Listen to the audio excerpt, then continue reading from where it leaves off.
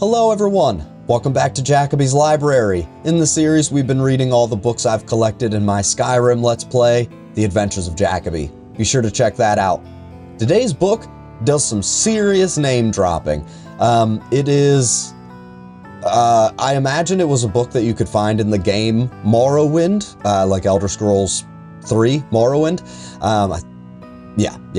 Arena, Daggerfall, Morrowind, Oblivion, yes.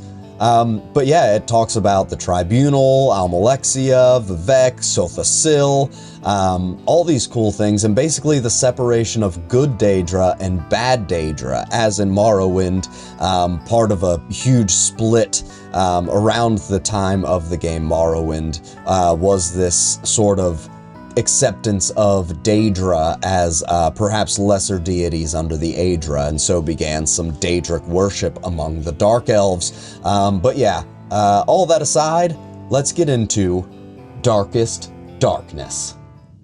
Darkest Darkness.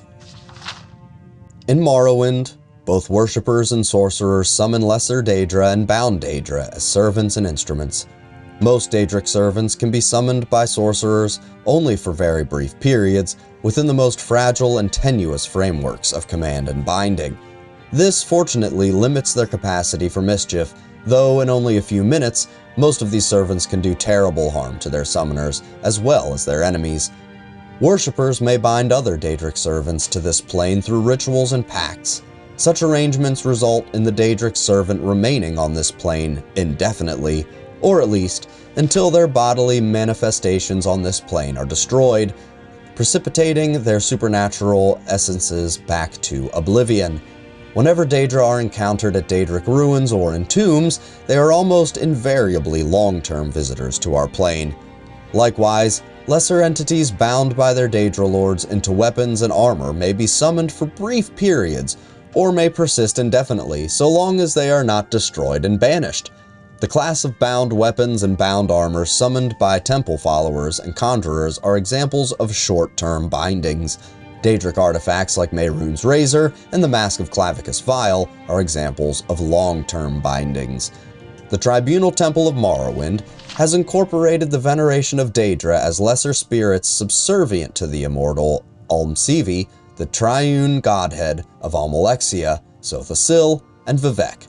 These subordinate Daedra are divided into the good Daedra and the bad Daedra. The good Daedra have willingly submitted to the authority of Almsivi.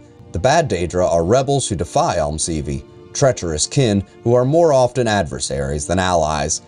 The good Daedra are Boethia, Azura, and Mephala.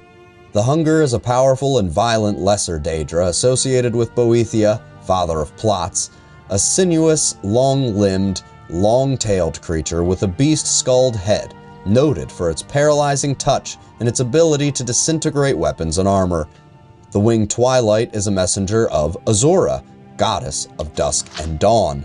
Winged Twilights resemble the feral harpies of the West, though the feminine aspects of the Winged Twilights are more ravishing, and their long, sharp, hooked tails are immeasurably more deadly. Spider Daedra are the servants of Mephala, taking the form of spider humanoid centaurs with a naked upper head, torso, and arms of human proportions mounted on the 8 legs and armored carapace of a giant spider. Unfortunately, these Daedra are so fierce and irrational that they cannot be trusted to heed the commands of the spinner. As a consequence, few sorcerers are willing to either summon or bind such creatures in Morrowind. The bad Daedra are Mehrunes Dagon, Malakath, Sheogorath, and Molag Bal.